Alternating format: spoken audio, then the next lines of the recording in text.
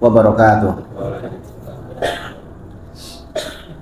Innal hamdalillah nahmaduhu wa nasta'inuhu wa nastaghfiruh wa na'udzu billahi min shururi anfusina wa min sayyiati a'malina. May yahdihillahu fala mudilla lahu wa may yudlilhu fala hadiyalah. Asyhadu an la ilaha illallah wa asyhadu anna Muhammadan abduhu wa rasuluhu. Sebentar, ada yang lupa. Mana Abdullah? Yang mana? Oh ini.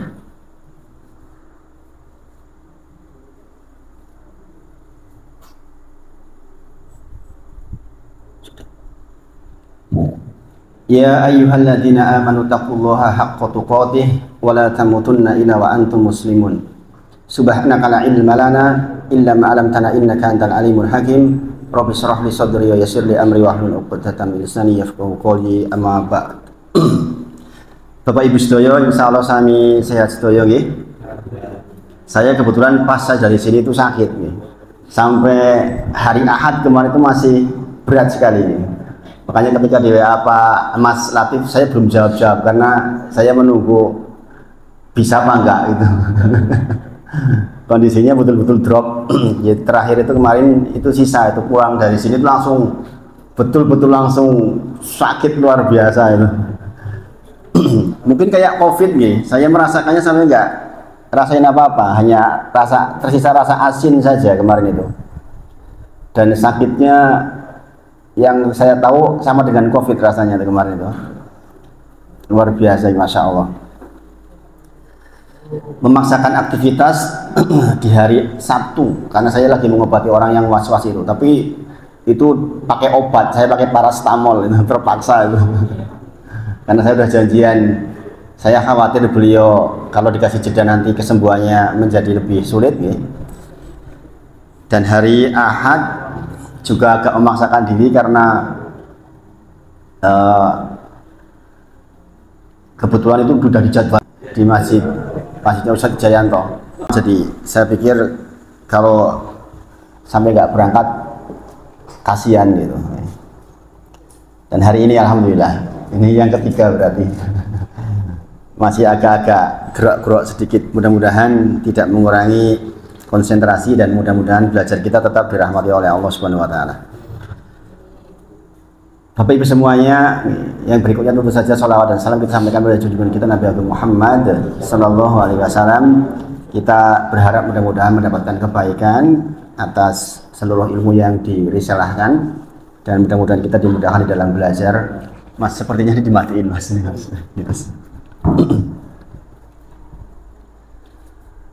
Angin juga belum cukup kuat saya ini.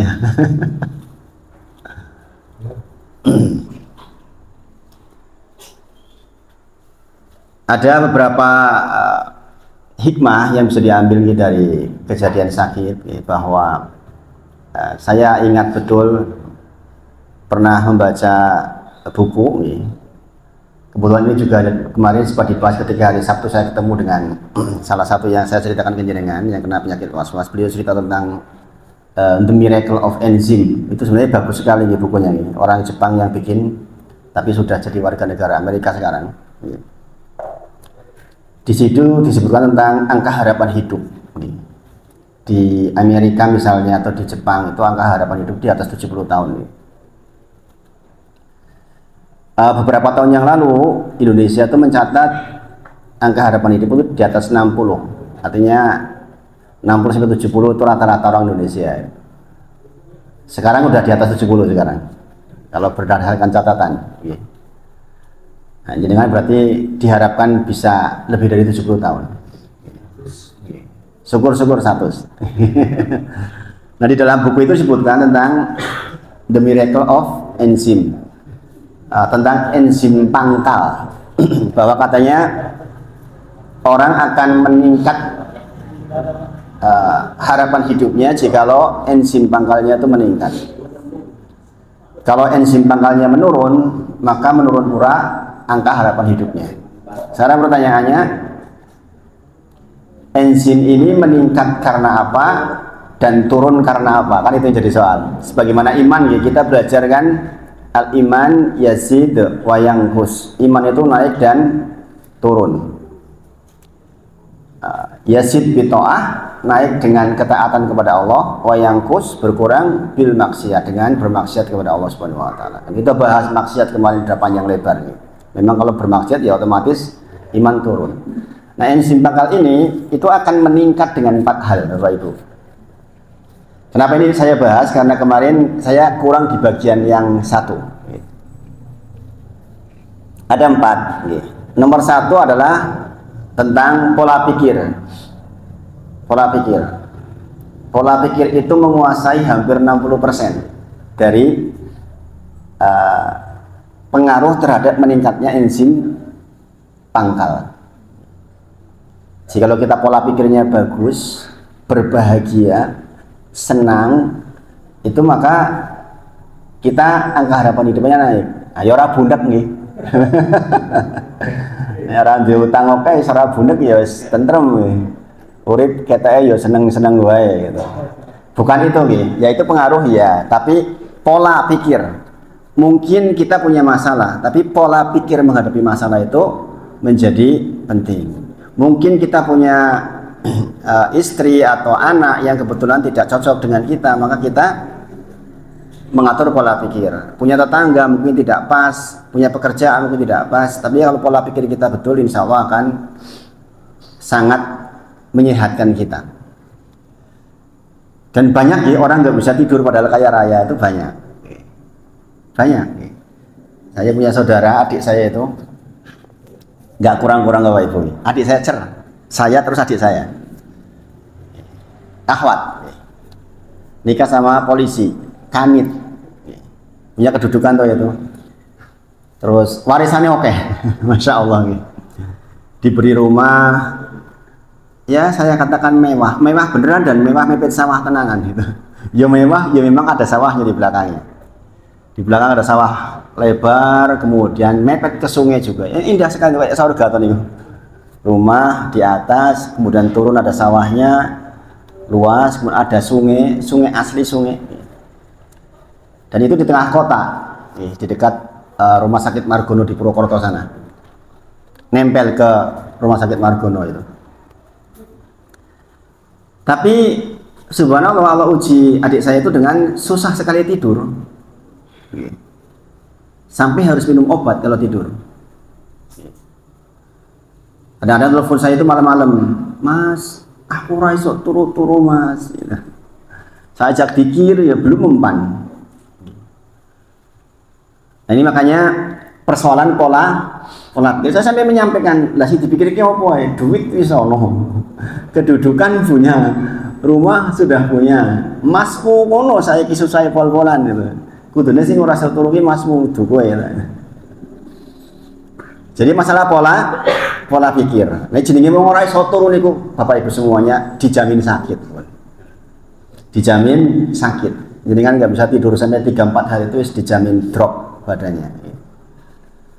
Makanya bersyukur kalau jenengan termasuk wong sing gampang turu. Rezeki nih kowe. Jadi kan ingat dia ada namanya Pak Tovan yang dulu ngantar saya ke sini. Itu orang dengan ribuan problematika. Tapi nek wis rebahan yo langsung ler turu gitu. Subhanallah. Jadi rezekinya Masya Allah. Di antara bentuk rezeki itu diberi tidur oleh Allah Subhanahu wa taala. Dalam sebuah peperangan, para sahabat itu diberi ngantuk oleh Allah Subhanahu wa taala sehingga bisa tidur, Masya Allah. Maka jenengan bersyukur betul. Nek jenengan saged sare niku betul-betul harus disyukuri. Nanti ada kaitannya dengan pembahasan kita di dalam Quran surah Al-A'la insyaallah. Jadi satu pola pikir ya Bapak Ibu, jenengan duduk di sini dalam rangka untuk membangun pola pikir yang bagus. Pola pikir yang bagus sepakat bahwa itu terkait dengan kesehatan hati kita, dan ini didapat dari seperti ini.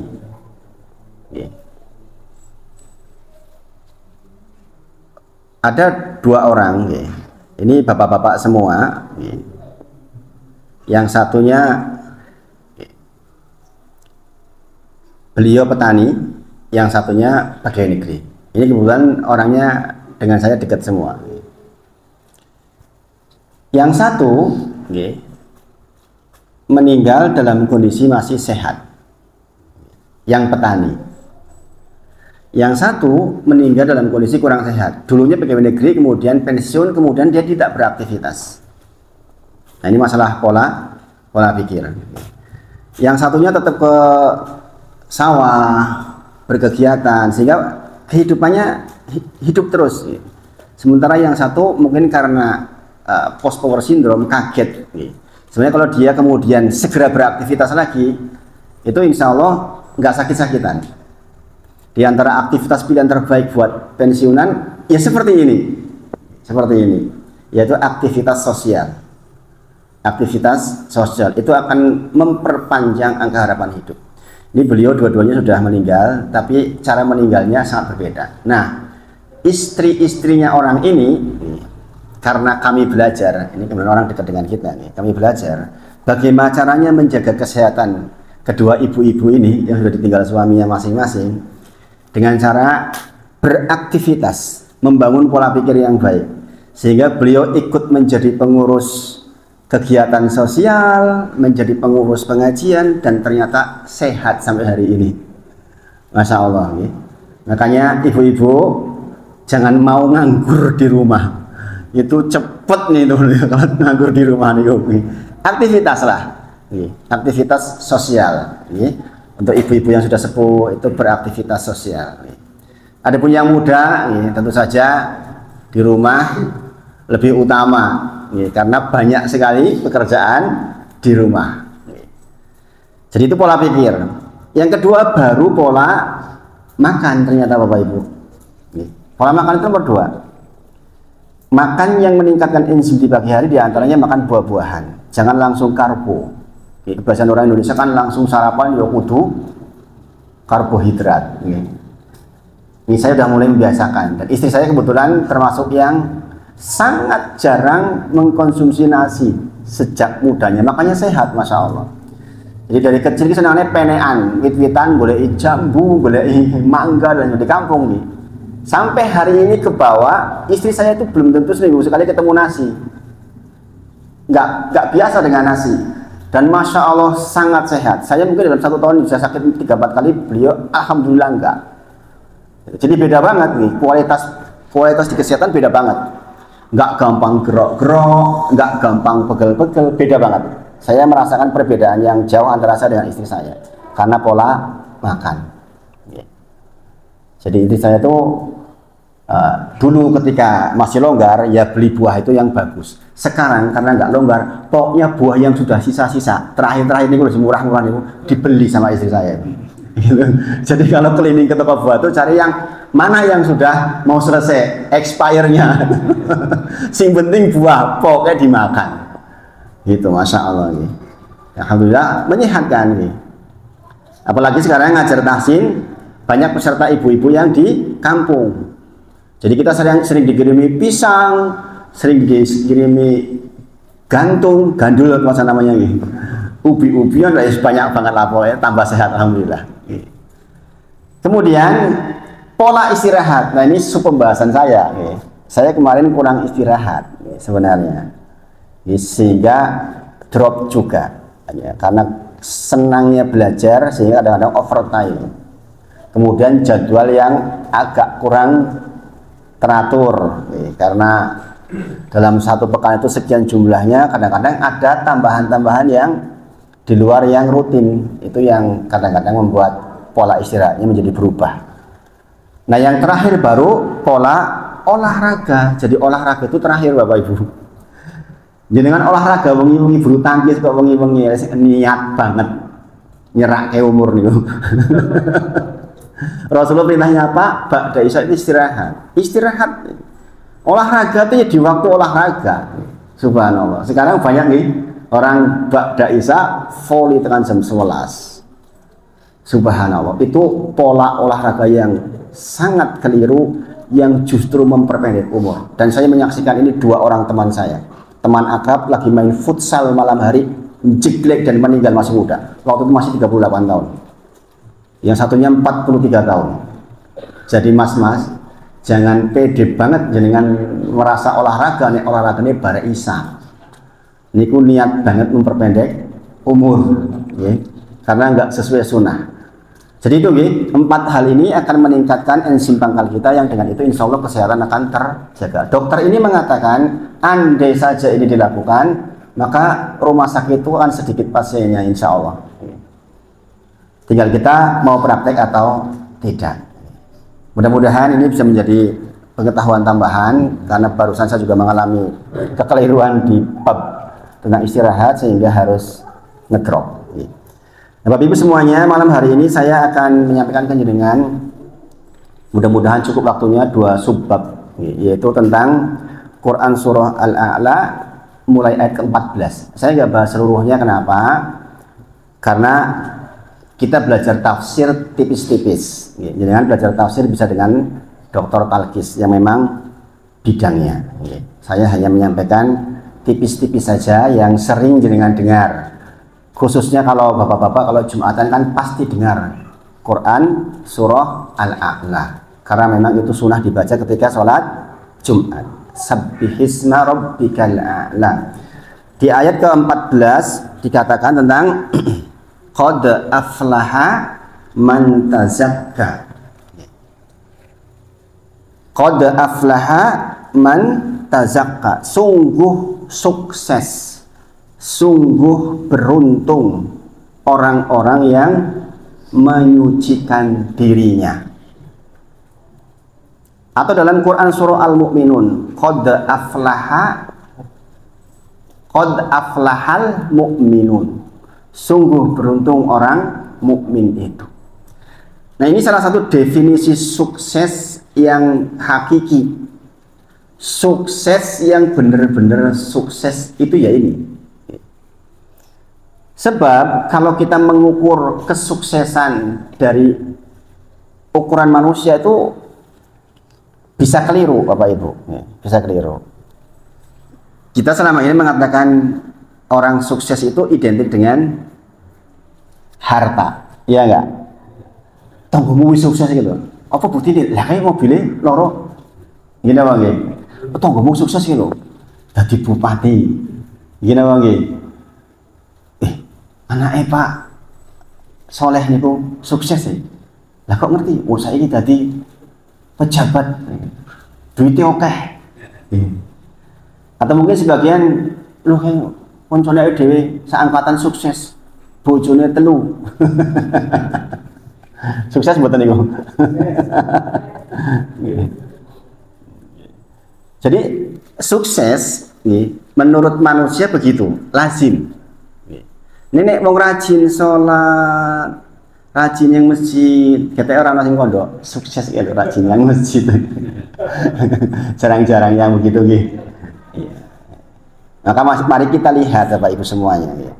Supaya kita bisa mendudukkan secara betul tentang definisi sukses yang disebut oleh Allah Subhanahu wa taala. Salah satunya di dalam Quran surah Al-A'la ayat ke-14 ini.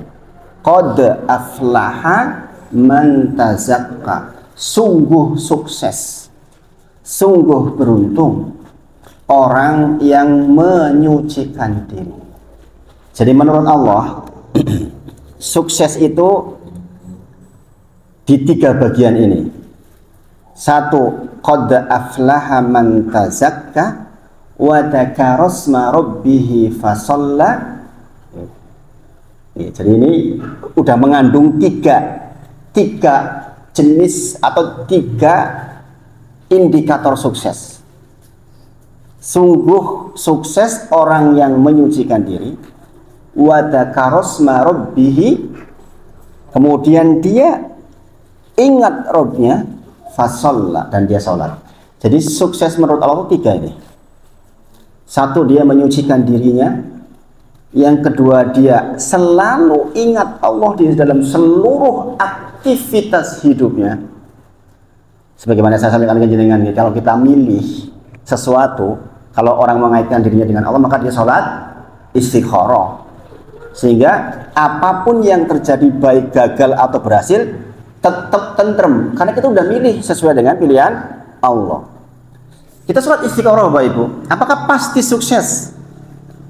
Tujuan kita belum tentu, tetapi sukses atau tidaknya itu adalah pilihan yang Allah tetapkan, yang pasti adalah kebaikan buat kita. Itu yang perlu kita pegangi. Kemudian sholat. Ya apalah artinya hidup kalau tidak sholat. Nah kita sekarang bahas di bagian tazakka, yaitu menyucikan diri. Jadi sekali lagi Bapak Ibu semuanya, jenengan dikatakan sukses, versinya Allah Subhanahu wa taala adalah ketika jenengan bisa menyucikan diri.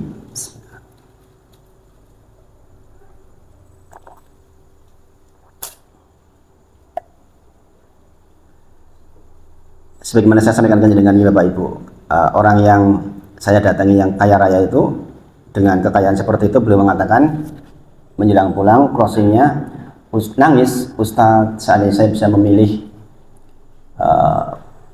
balik ke kehidupan yang lalu, saya mungkin lebih memilih hidup yang sederhana, di rumah yang sederhana, karena ternyata semua ini tipuan.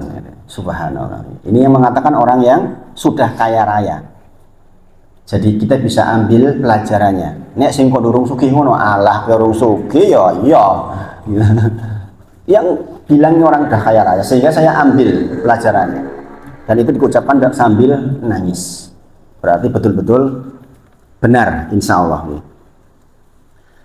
Nah, maksud tazakka di dalam ayat Al-A'la ayat ke-14 itu adalah menyucikan diri terhadap 3 hal. Jangan pegangi betul ini. Jadi kan sering dengar surah Al-A'la nanti ketika Jumatan itu, ketika baca imam baca jenengan resapi betul. Sebenarnya ini ayat-ayatnya masya Allah dari depan luar biasa. Semuanya mengandung pengertian yang dalam sekali, dan jenengan nangis sebenarnya kalau tahu. Sayangnya kita tidak tahu, sehingga ya orang rampung-rampung mocon iki malah ngono kuwi. Dulu waktu masih kecil saya menganggap Al-A'la itu panjang, dulu waktu masih kecil. Jangan masih menganggap panjang nggak surah Al-A'la? Sebagian kita masih mengatakan Al-A'la itu woi. Padahal pendek sekali. Apalagi kalau kita paham maknanya, maka itu sangat pendek. Satu, jenengan menyucikan hubungan panjenengan dengan Allah Subhanahu wa taala. Jadi maksudnya tazakka, menyucikan diri, adalah kesucian hubungan antara kita dengan Rob kita, yang pertama. Yang kedua adalah kesucian hubungan kita dengan Rasulullah Shallallahu Alaihi Wasallam. Jadi harus menyucikan hubungan kita dengan Rasulullah itu menjadi suci ketika apa sih? Nah ini kita yang harus bahas. Kemudian yang ketiga adalah menyucikan hubungan kita dengan sesama manusia. Nah 3 bagian ini ya. Jadi kata-kata tazakka di dalam Quran surah Al-A'la ayat 14 itu maksudnya menyucikan kepada 3 bagian ini.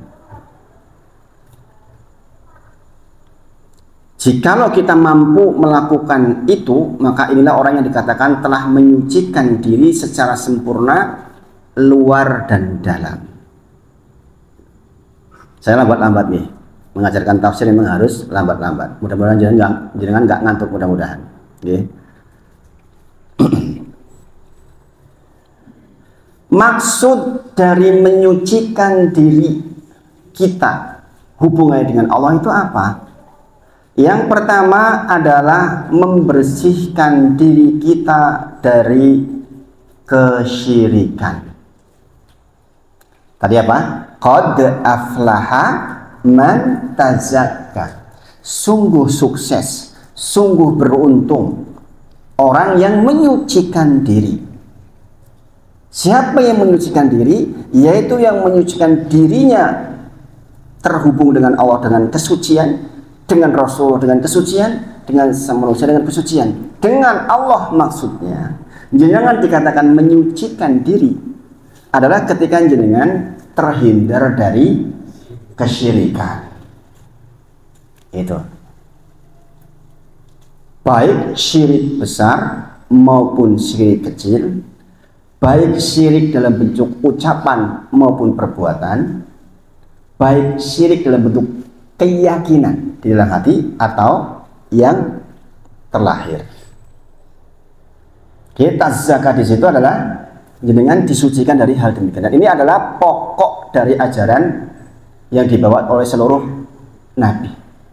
Walaqad ba'asna fi kulli ummatin rasulan an i'budullaha wajtanibut taghut. Quran surah An-Nahl ayat ke-36. Kepada masing-masing kaum diutus seorang rasul atau lebih agar orang-orang menyembah kepada Allah dan menjauhi sesembahan selain Allah.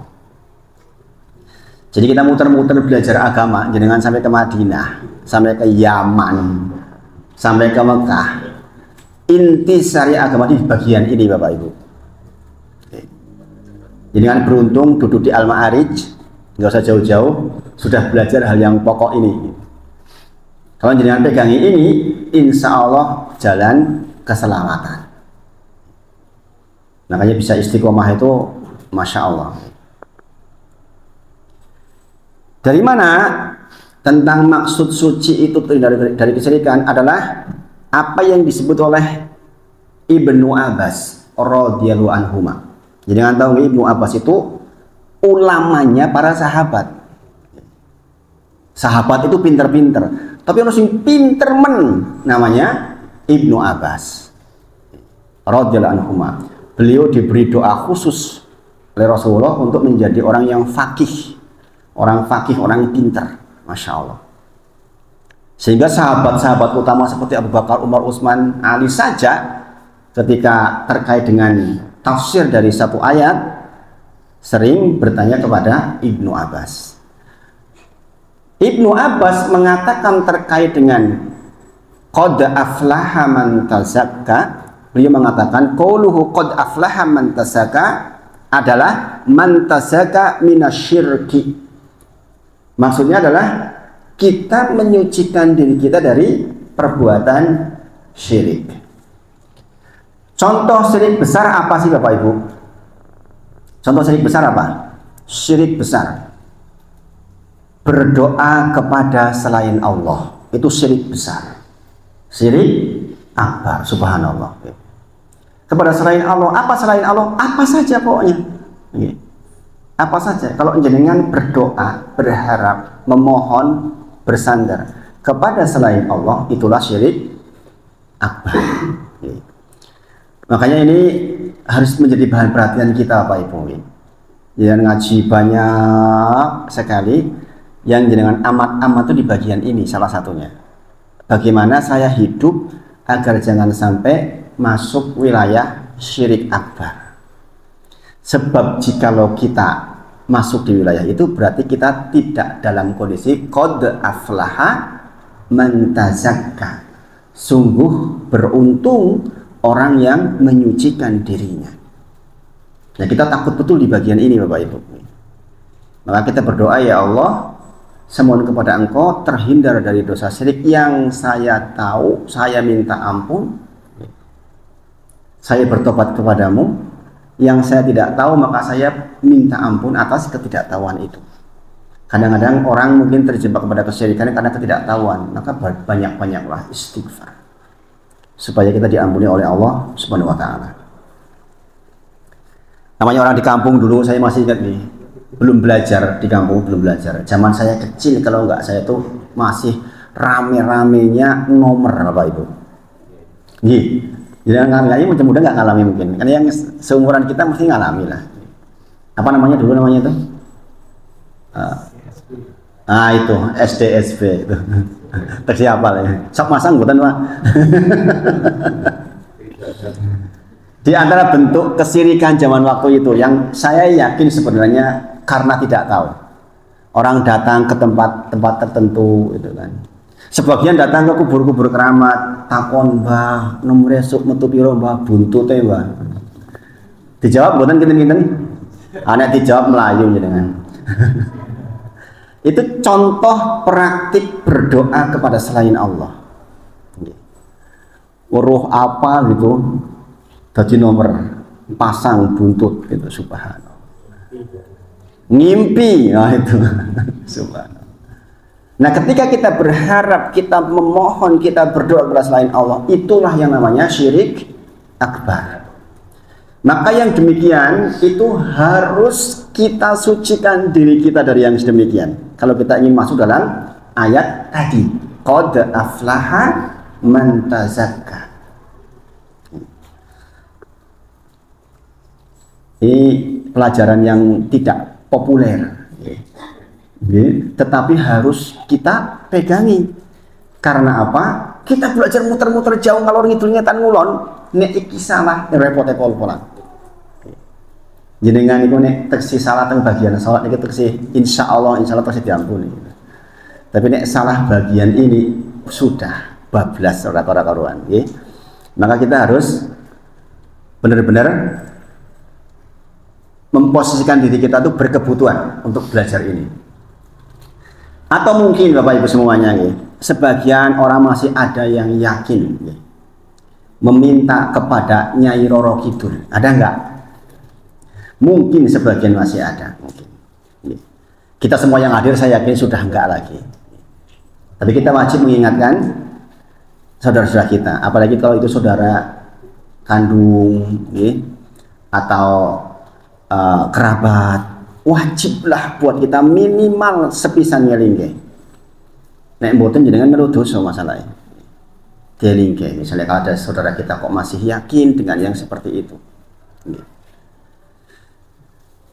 Memang tidak mudah, apalagi kalau terkait dengan kebudayaan dan sebagainya gitu. Tidak mudah, tapi ya wajiblah kita mengingatkan. Jadi kalau ingin sukses menurut Allah, tinggalkan itu semua. Qad aflaha man tazakka bimakna, dengan makna bahwa menyucikan diri dari seluruh kesyirikan. Maka tidaklah sukses seseorang kata Allah jikalau tidak menyucikan dirinya pada hal yang demikian. Ini bagian pertama. Contoh syirik kecil. Apa contoh syirik kecil? Riya, Bapak Ibu. Riya, pamer. Ya, niku syirik kecil. Suatu ketika sahabat itu lagi kondoan dan lagi mengingatkan sahabat yang lain tentang fitnah Dajjal, bahayanya fitnah Dajjal. Kemudian datang Nabi Muhammad SAW. Maukah aku kabarkan kepada kalian tentang sesuatu yang lebih aku khawatirkan menimpa kalian dibandingkan fitnah Dajjal? Jadi Rasulullah ngendi kali para sahabat gelem menata kabari tentang sesuatu yang lebih bahaya, lebih aku khawatirkan menimpa kalian dibandingkan fitnah Dajjal. Fitnah Dajjal bahaya bukan? Bahaya banget ya, bahaya banget, kita tahu. Bahkan kalau Dajjal datang itu ibu-ibu, saudara perempuan ikat di rumahnya masing-masing, nggak boleh keluar. Sampai begitu, karena ibu-ibu itu gampang terpengaruh. Itu kata Rasulullah, ada yang lebih aku khawatirkan menimpa kalian dibandingkan fitnah Dajjal. Maka sahabat menyebutkan, tentu saja ya Rasulullah. Qulna bala ya Rasulullah. Tentu saja, apa itu ya Rasulullah? Asyirkul khafi, kata Rasulullah. Dia adalah syirik kecil. Apa itu syirik kecil? Rasulullah menyebutkan asyirkul khafi ayakum rajulu yusolli fayuzayyinu sholatuhu. Ada seseorang dicontohkan sholat, kemudian dia baikkan sholat, diindahkan sholatnya, lima yaro min nadori rojulin, karena dia tahu dia sholat lagi dilihat oleh orang lain. Itu contoh dari riya. Ini contoh dari Rasulullah tentang riya, yaitu ada seseorang yang sholat, kemudian sholatnya diindahkan karena dia sadar, dia tahu dia lagi dilihat oleh orang lain sholatnya, maka diindahkan sholatnya. Itulah riya. Bayangkan Bapak Ibu semuanya, ini para ulama menyebut terkait dengan hadis ini, hatta atau sampai dalam bab sholat pun orang sangat berpotensi riya, padahal sholat itu hubungan kita dengan Allah Subhanahu wa Ta'ala, apalagi ibadah yang lain. Jadi kan kalau membaca hadis itu harus paham kayak gini nih. Dicontohkan Rasulullah, seseorang berdiri, kemudian dia indahkan sholatnya karena dia tahu sedang dilihat oleh orang lain. Ini sholat Bapak Ibu, ini sholat loh Bapak Ibu. Bagaimana sedekah? bagaimana pidato, bagaimana yang lain, sangat berpotensi membuka peluang buat kita untuk riya. Subhanallah. Padahal Rasulullah menyebut riya itu asyirkul khafi. Riya itu adalah syirik kecil. Subhanallah. Nah, qad aflaha man tazakka, kita menyucikan diri hubungan dengan Allah, di antaranya adalah tidak melakukan syirik, termasuk di antaranya adalah syirik kecil ini, yaitu riya. Subhanallah. Dan jangan tahu, pemantik api neraka itu tiga-tiganya terkait dengan hal yang seperti ini. Orang menjadi dermawan karena punya uang banyak, tetapi karena hatinya ingin dinilai sebagai seorang yang memang lomoh. Dan kata Allah, sudah dikatakan begitu di dunia. Orang mengenalimu itu orang lomoh, wong apian, wong dermawan. Subhanallah. Yang satunya ahli Quran. Dia membaca bagus, tetapi dalam rangka untuk dikatakan sebagai seorang qori. Dan sudah dikatakan dek ben benar terkenal sebagai qori yang bagus. Subhanallah. Atau bahkan yang jihad fisabilillah, karena dia ingin menjadi seorang yang dikatakan sebagai orang yang kesatria. Dan sudah dikatakan orang mengenal dirinya adalah memang kesatria. Subhanallah. Inilah orang yang kali pertama diseret dengan posisi wajah di bawah dan jadikan pemantik neraka jahanam kali pertama. Subhanallah. Makanya kita kalau mendengar seperti itu, subhanallah, harus sangat hati-hati terhadap amalan kita. Harus sangat hati-hati. Khawatir kita riya. Dan riya itu kadang-kadang Bapak Ibu halus sekali. Seperti dikatakan seperti semut hitam di atas batu hitam di tengah gelapnya malam. Ketok boten? Ketok boten? Semut hitam di atas batu hitam di tengah gelapnya malam. Ketok boten Bapak Ibu? Ora ketok. Ibu-ibu umroh ke takdir, alhamdulillah. Nyetatus di WA-nya, alhamdulillah hari ini masya Allah rahmat Allah luas untuk saya, walaupun panas terik saya tetap diberi tenaga berangkat ke Masjid Nabawi. Status WA ini ria nopo-nopo nih. Itu lagi ria apa lagi bersyukur itu? Subhanallah. Alhamdulillah Allah takdirkan tadi malam saya bisa bangun sholat malam. Subhanallah. Ini pula buatan cerita saya kilo mau bui sholat wengi, enggak kayak gitu. Wiki kalau alhamdulillah aku iso apa untuk rezeki paring ngirim beras ke orang tua 50 kilo, cerita-cerita kayak ngono. Subhanallah. Jadi riya itu halus Bapak Ibu. Halus nih. Dan yang tahu jenengan dengan Allah. Maka menyucikan diri dari yang demikian itu pentingnya luar biasa. Qad aflaha man tazakka. Jenengan harus betul-betul suci dari yang begitu-begitu. Atau ibu-ibu umroh punya jamaah, mumpung saya lagi di depan Ka'bah, siapa yang mau nitip doa silahkan ngelis gitu. Mbok didoake wae rasa ngadu ngelis. Lagi pula doa yang begitu tuh nggak makbul. Nek doa diumumkan itu mboten makbul. Doa itu diam jenengan doain si fulan, jenengan pengen banget tonggone jenengan apik, jenengan tangi ya Allah, kula nyuwun tempat yang sebab tonggo kula nggih angsal hidayah. Purun salat teng masjid, tenanan wengi-wengi jenengan itu loh yang makbul. Nek jenengan sesuai cerita membui kok tak dongake lho kowe. Mangkat masjid yo, boten situ makbul niku. Nggih. Subhanallah. Jadi kadang-kadang riya itu memang halus sekali Bapak Ibu. Halus sekali.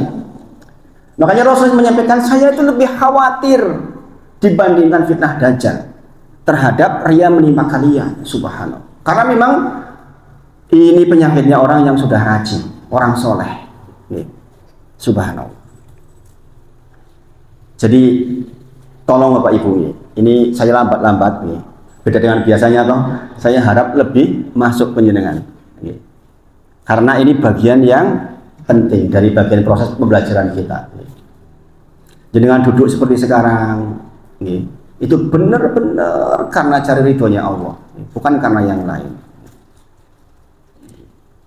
Kalau untuk dakwah nggak apa-apa lah. Malam Selasa donya masjid yo, ini mau jenengati, aku gitu loh seneng masjid, urung. Nah ini kan masalah. Oh itu loh, males banget.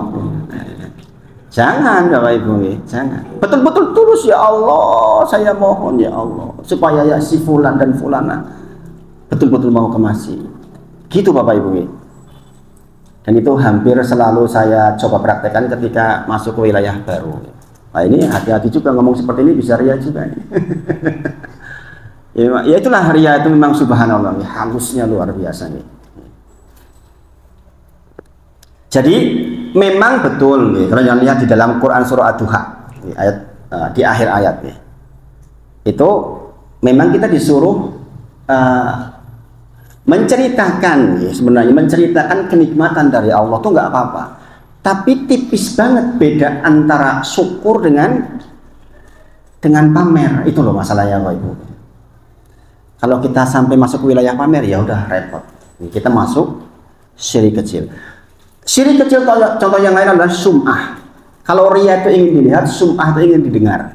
Jenengan di tengah keramaian pengen sing nyekel mic, rumongso suaranya apik misalnya, atau rumongso sing paling bagus pembicaraannya, ingin didengar orang lain, itu sum'ah. Maka jenengan termasuk tidak dapat qad aflaha man tazakka.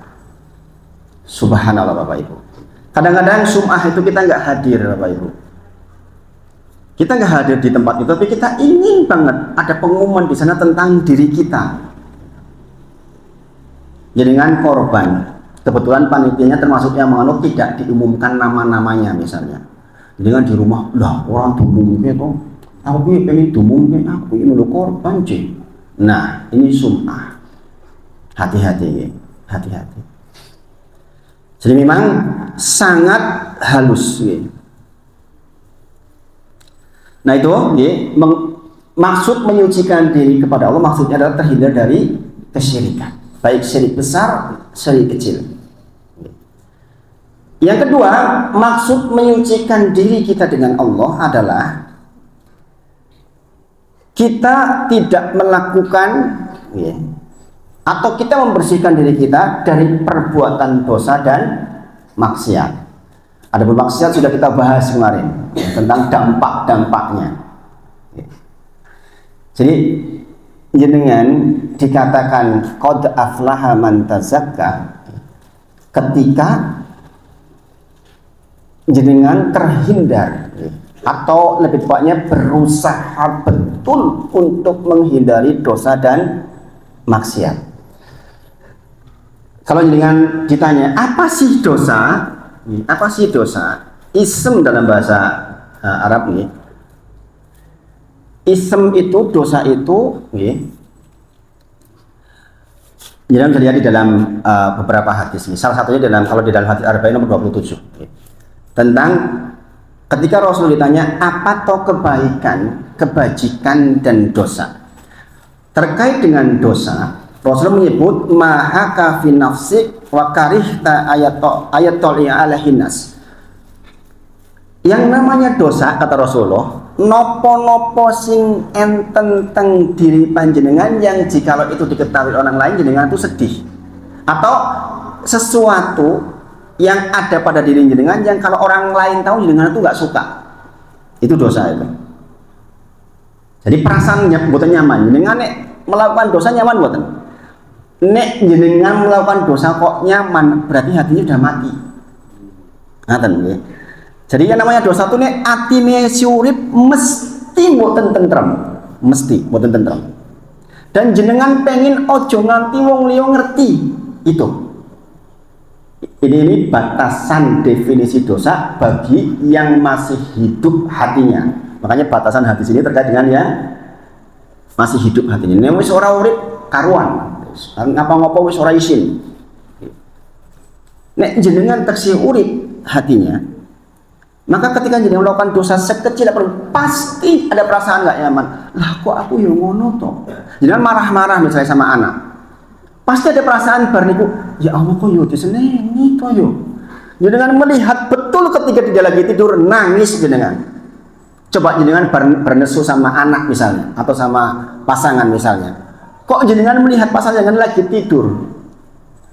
Saya yakin jenengan nangis itu. Sekeras hatinya jenengan seperti apapun. Saya pasti ceritakan ke jenengan ini. Karena saya kalau melihat istri saya tidur kok sampai itu, sampai melongon itu loh. Ini lah kesel banget berarti. Kadang-kadang kan kita melihat anak kita tidur sampai bikinnya tuh agak melek sedikit tuh bikin melongo. Nek jangan buat nangis kebangetan. Nek barengnya ini anaknya panjenengan kok anaknya dengan tidur, mungkin capek nih, sampai kan yakin nangis dan itu sering saya lakukan. Saya di antara cara melembutkan hati saya adalah bangun malam lihat tidur anak-anak dan tidur istri. Itu nangis, selalu nangis, nggak bisa enggak. Coba jangan praktekin itu. Nah itu cara menghidupkan hati kita, Bapak Ibu semuanya. Sebenarnya jangan merasa keliru. Ya kadang-kadang rumah tangga anak-anak kadang-kadang sok ngeyel ya. Mungkin kita kemudian bentak-bentak.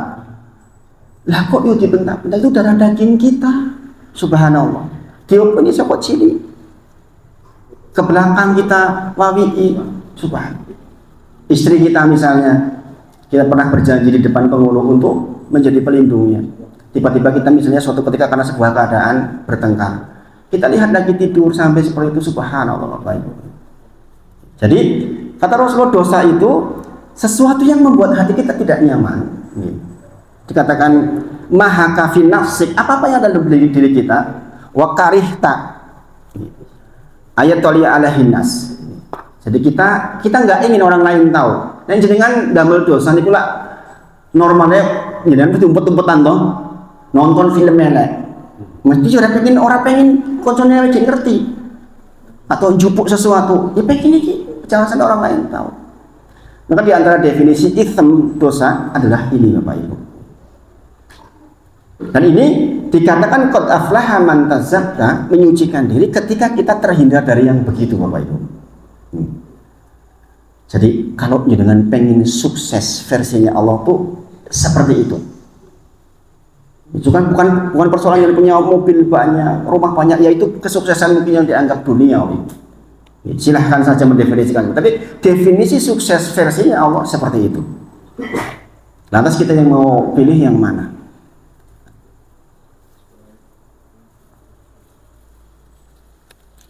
Suatu ketika orang datang ke Rasulullah, engkau datang untuk bertanya tentang kebaikan dan dosa, maka Rasulullah menyebut, bertanyalah kepada hatimu, kebaikan adalah sesuatu yang jiwa dan hatimu tenang kepadanya. Kebaikan itu nopo-nopo ingkang jenenganku tentrem, tenang. Sementara dosa adalah yang membuat hatimu tidak tentram. Subhanallah Bapak Ibu. Maka mulai malam nanti praktek. Jenengan mulai malam nanti praktek. Badit sareh niku jenengan juga minta maaf betul sama anak, sama istri. Jenengan bisa tanya ke istri saya. Saya kalau mau tidur pasti mengatakan, ini ayah minta maaf ya untuk hari ini. Ini baru ngomong kayak gini aja saya pengen nangis. Itu saya praktekkan tiap malam Bapak Ibu. Dulu ketika awal praktek yo istri takut. Harap pamitan kok ya. Urung harap mati kok ya. Awal-awal dulu begitu. Kalau udah biasa ini, udah biasa. Nanti ibu-ibu juga gitu, Pak, ngapunten nggih Pak, dinten iki nek ibu enten keliru-keliru. Lah kok apian banget Bu saya Ibu. Ngarep pamitan to Bu.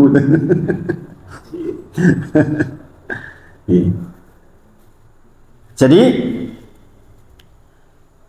kita memelihara diri kita sungguh-sungguh, ya Bapak Ibu. Sekali lagi, saya lambat-lambat saya harap dengan betul-betul meresapi, karena ini bagian yang penting.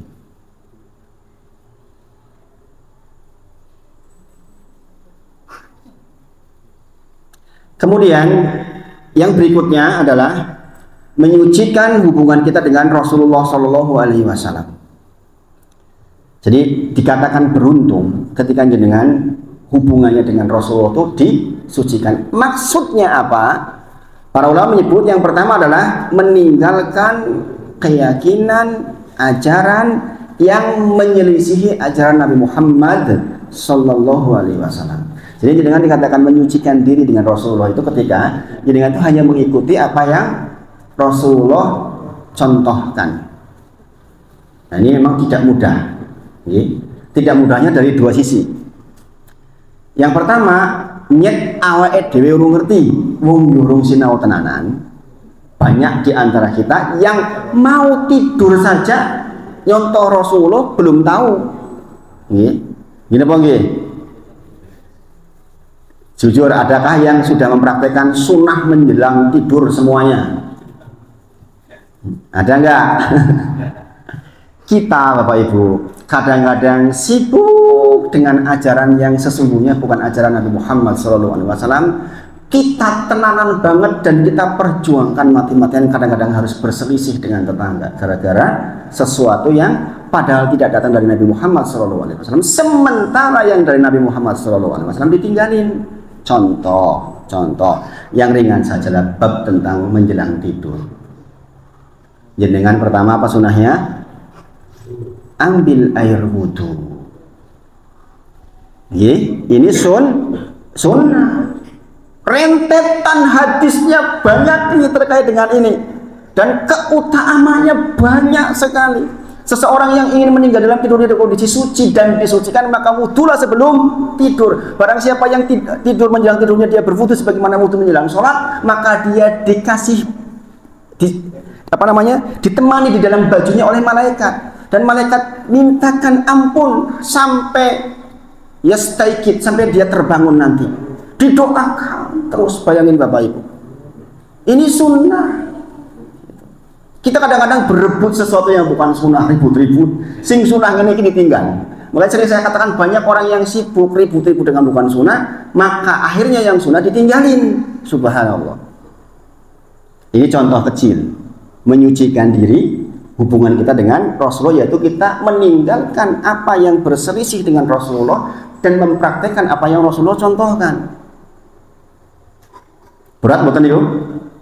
Berat Bapak Ibu. Makanya menyucikan diri itu kadang beruntung betul, orang sukses betul. Yang kedua, membaca doa sebelum tidur. Kadang-kadang wis turu mong wis terus lali pokoke turu yo langsung bablas wae. Nah, ini gimana ini? Subhanallah. Ini sunnah Bapak Ibu, sunnah. Kemudian contoh lain, tidur di sisi kanan. Ini juga sunnah Bapak Ibu. Juga sunnah, saya tidak bahas dalilnya satu-satu. Ini hanya contoh saja. Atau membaca surat Al-Muluk. Ayo, siapa yang menjelang tidur punya kebiasaan baca surah Al-Muluk?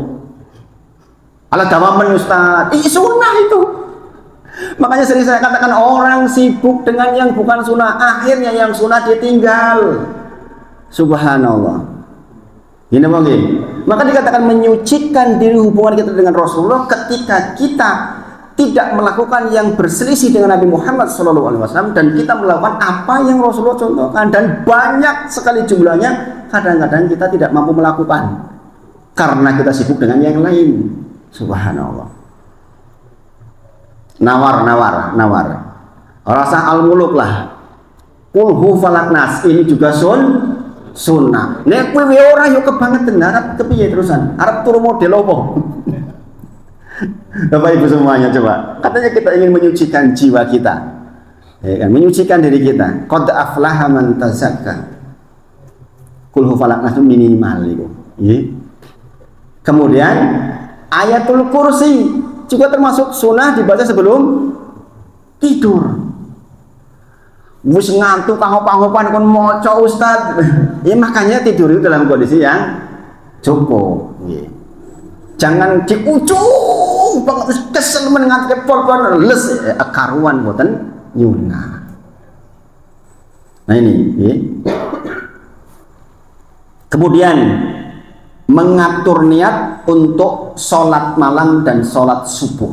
Ini hadisnya juga menakjubkan. Bab tentang keutamaan niat. Nek bablas tekan subuh tetap dianggap sholat mui goro-goro niat. Oh, itu kan sunnah itu. Coba. Banyak buk itu. Sebelum tidur aja udah banyak banget tuh.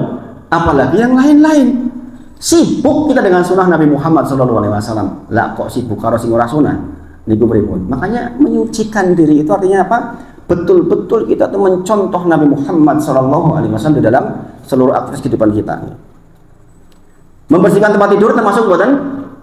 Termasuk, termasuk. Di antara sunnah menjelang tidur adalah membersihkan tempat tidur. Wah, Abdullah itu semangat banget bersihin tempat tidur. Allahu Akbar. Kalau mau tidur gitu deh, wah bersih sambil takbir. Kemudian tentu saja yang tidak dilupakan adalah memperbanyak istighfar menjelang tidur kita. Nah, itu contoh praktek menyucikan hubungan kita dengan Nabi Muhammad SAW dari sisi kita melakukan sesuatu yang tidak berselisih dengan Nabi Muhammad SAW. Nah, Bapak Ibu semuanya, kita sudah ngaji itu harus betul-betul mikir betul hidupnya itu. Jadi mau tidur pun mikir, ini sesuai sunnah Rasul apa enggak ini, gitu. Dan yang lain, banyak sekali. Di dalam rumah tangga bagaimana Rasulullah menjadikan contoh khairukum li ahli, kata Rasulullah. Orang yang paling baik adalah paling baik dengan keluarganya, dengan istrinya. Wa ana khairukum li ahli. Saya sebaik-baik contoh untuk kalian di dalam hal masalah kebaikan kepada keluarga. Masya Allah. Kemudian amalan lisan juga harus jangan menyelisihi Nabi Muhammad SAW. Amalan lisan kita dikatakan menyucikan diri ketika amalan lisan kita, zikir kita juga sesuai dengan zikir yang Rasulullah contohkan. Zikir yang saya contohkan okeh men, Bapak Ibu, okeh men. Contohnya menjelang tidur, subhanallah walhamdulillah wala ilaha illallah Allahu akbar, itu juga bagian sunnah. Bayangin Bapak Ibu, kadang-kadang kita punya zikir-zikir yang lain yang aneh-aneh. Kalau kita menyelisih Rasulullah SAW, maka sesungguhnya kita sedang berselisih dan tidak menyucikan diri kita.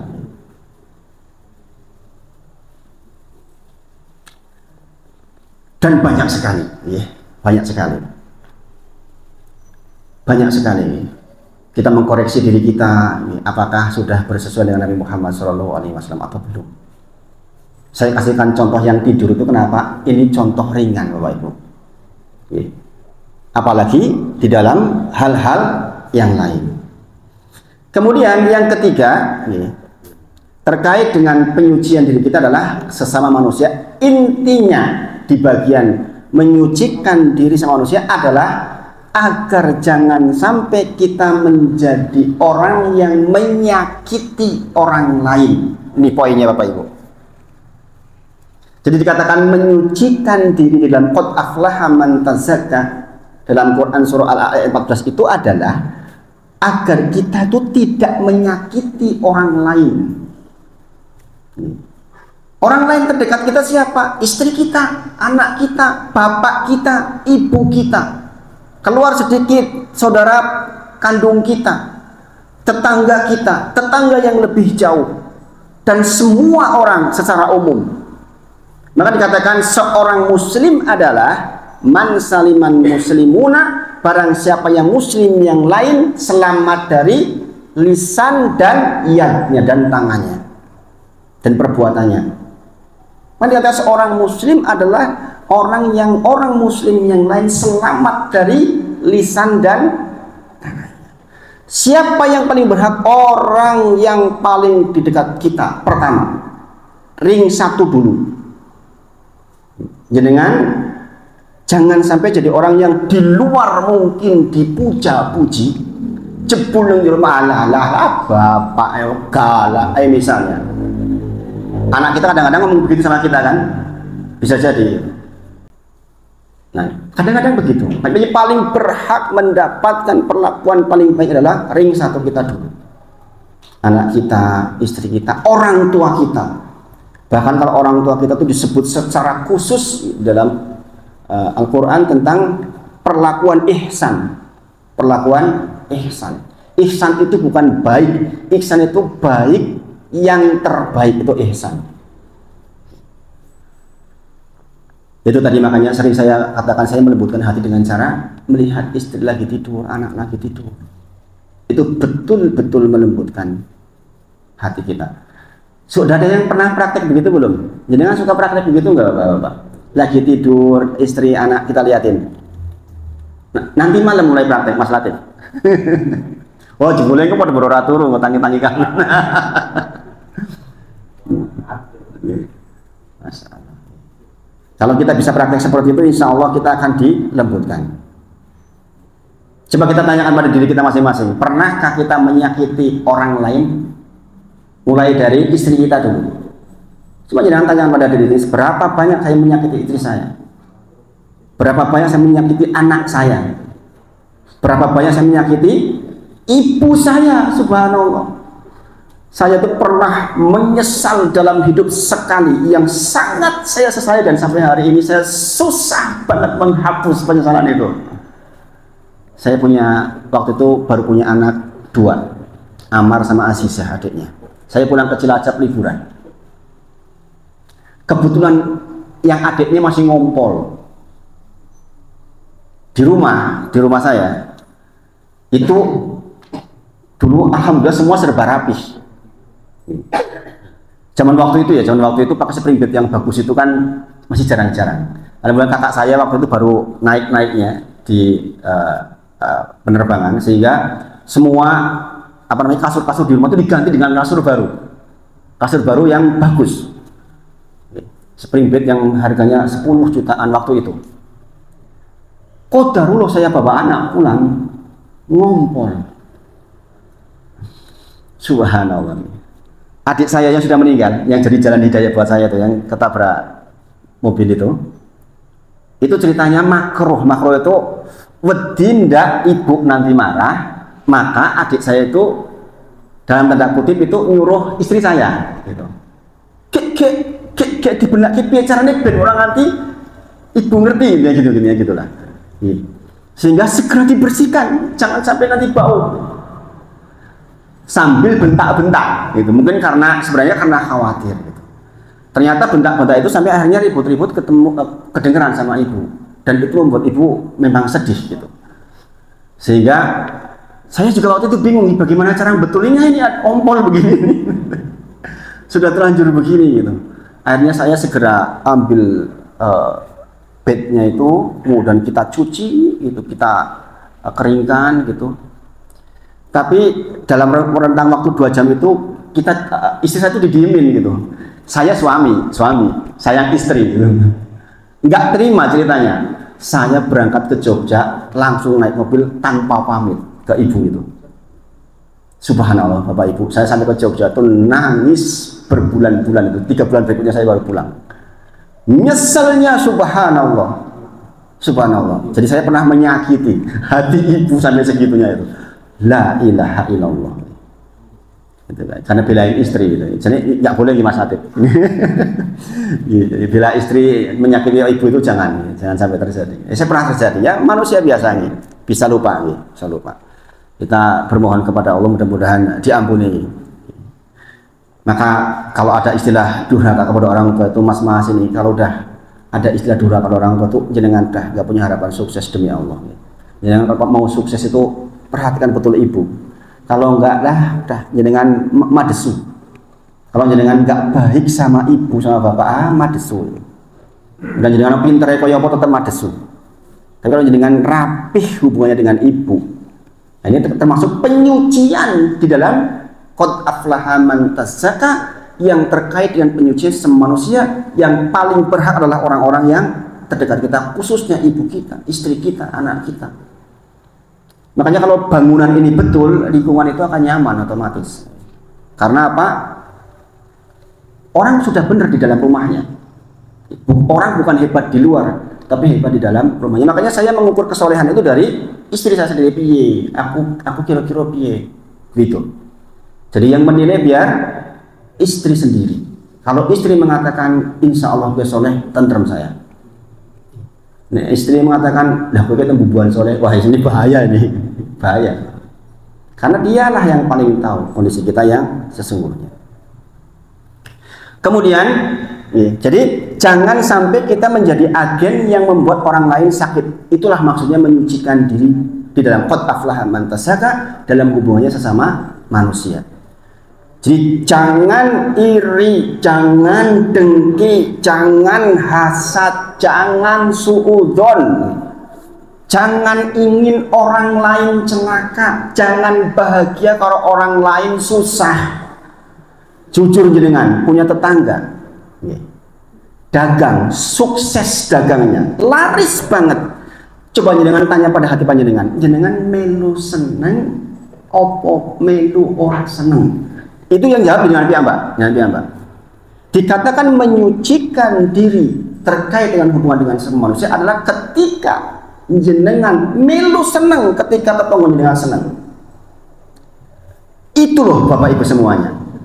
Itu loh agama Islam itu begitu itu. Jadi jenengan itu harus tumut seneng ketika orang lain seneng, betul-betul seneng. Lah Ustadz, engko nek daganganku dadi ora payu piye? Kata siapa? Kata siapa? Orang dagang jejer-jejer sering-seringnya malah untung semuanya.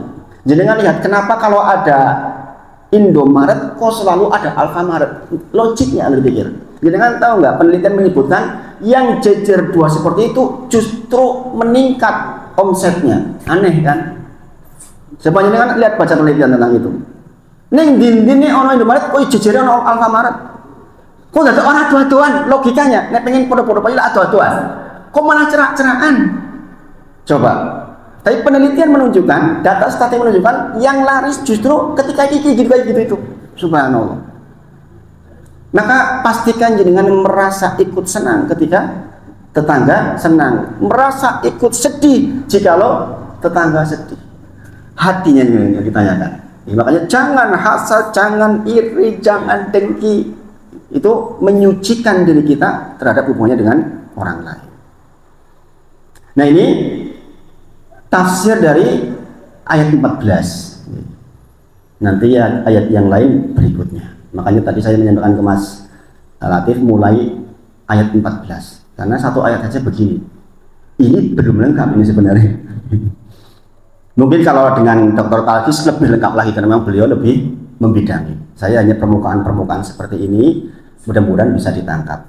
Yang berikutnya kita masih lanjutin sedikit nih, karena saya janji ke Mas Latif itu untuk menyampaikan dua hal, yaitu tentang pengantar toharoh. Saya hanya mengantarkan saja dulu nih, tentang fikih toharoh. Kita sudah belajar fikih sholat di bagian syarat. Syarat kita sudah bagian di bagian Islam. Di Islam kita pada bagian tentang kalimat la ilaha illallah. Di kalimat la ilaha illallah kita sudah belajar tentang syaratnya yang ada 7.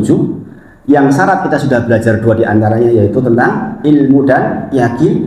Yang ilmu kita sudah pelajari tentang rukun-rukunnya. Jadi mudah-mudahan bisa ngeling-ngeling itu. Nah sekarang kita tambahkan di bagian toharoh. Ini masih bagian dari rangkaian syarat sholat. Kita malam ini hanya belajar definisi dulu saja. Toharoh itu bermakna al-nadhofah, yaitu kebersihan. Poinnya Bapak Ibu semuanya, toharoh dalam istilah para ahli fikih yaitu mencuci anggota tubuh tertentu dengan cara tertentu, yaitu mengangkat hadas dan menghilangkan najis. Saya bacakan definisinya dulu. Dan toharoh menduduki kedudukan sangat penting di dalam agama Islam. Saya ajarkan ini pada panjenengan supaya panjenengan tidak kena was-was, supaya tidak kena was-was.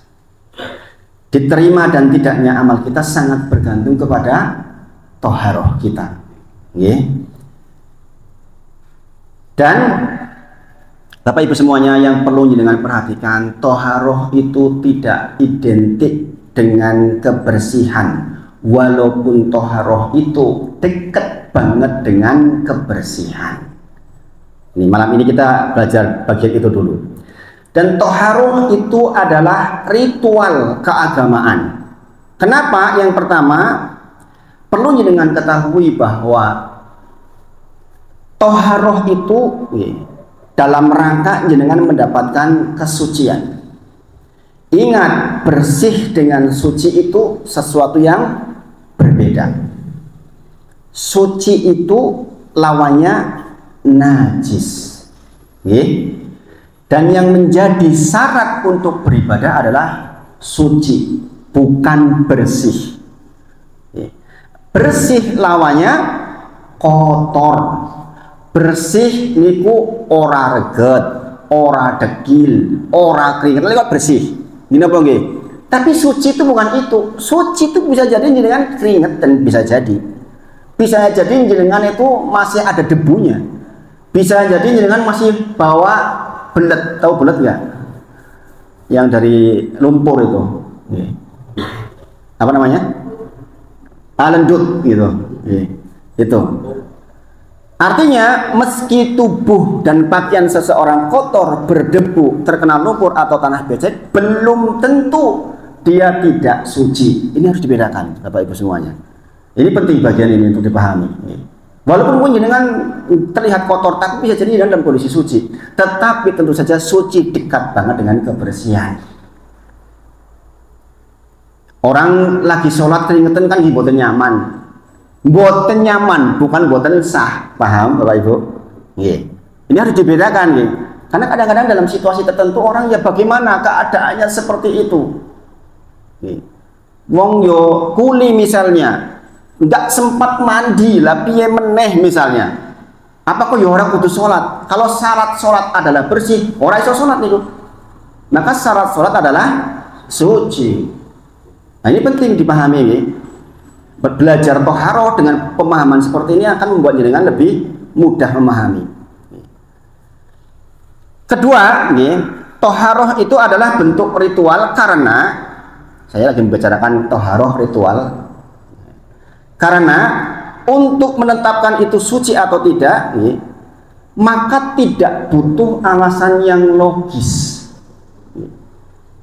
Orang kudu masuk akal maksudnya. Ayo jangan ngentut sing di bersih pun ini. Nah, coba memang itunya kan bukan. Ini apa nggih? Kalau pakai logika, ya itunya lah dibersihin, kan tempat keluarnya. Ternyata kan tidak. Jadi kesucian itu semata-mata ritual, ketentuan dari Allah yang ta'abudi, kita patuh adanya. Allah dan Rasulnya menentukan begitu, ya begitu yang kita ikuti. Dan kadang-kadang agama menuntut kita seperti itu. Makanya agama itu nggak harus selalu masuk akal Bapak Ibu. Ini agama nuntut masuk akal kabeh, jenengan nanti jadi orang ateis. Nek jenengan nuntut agama kudu masuk akal kabeh, jenengan suwi-suwi jadi orang yang nggak percaya kali Gusti Allah. Makanya kita belajar toharoh ini sekaligus belajar tauhid sesungguhnya. Belajar tauhid. Contoh, daging babi tidak menjadi najis karena ada cacing pitanya. Gini bang, bahwa di dalam babi ada cacing pita katanya itu betul, faktanya begitu. Gini bang, tapi najisnya babi itu bukan karena itu, karena memang Allah menentukan babi itu najis.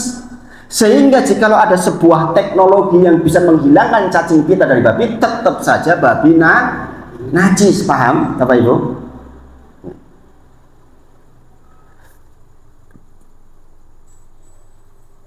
Atau misalnya najisnya babi bukan karena babi kesannya kotor. Apa dipangan kalau kotoran dipangan gini bang? Kotorannya dewi dipangan istilahnya babi itu gini bang? Tapi Allah menjadikan dia najis bukan karena itu. Sebab nanti kalau begitu ada orang yang beralasan, nah orang babiku bersih banget, tak pedicure manicure, mau tak potongi kukunya, tak wangi-wangi ini, tak anguni kelambi, subhanallah. Babi tetap najis walaupun disabuni, dikeramasi, dipotongi kukune, makanannya keju sing enak-enak. Mbok kono ngisine ora mampu minum keju misalnya. Tetap saja dia dihukumi najis. Itulah mengapa toharoh itu bagian dari ritual. Sesuatu yang memang Allah tentukan begitu adanya dan kita patuh terhadap itu. Iya Pak Ibu. Nah ini pengantarnya itu dulu. Pengantarnya itu dulu. Definisi antara bersih dan suci, kemudian sedikit tentang toharoh. Nanti kita belajar sedikit-sedikit, mudah-mudahan Allah mudahkan kita di dalam pemahaman. Mudah-mudahan bermanfaat. Mohon maaf jika ada hal yang kurang pas di hati. Wa akhiru da'wana alhamdulillahirabbil alamin. Assalamualaikum warahmatullahi wabarakatuh. Waalaikumsalam.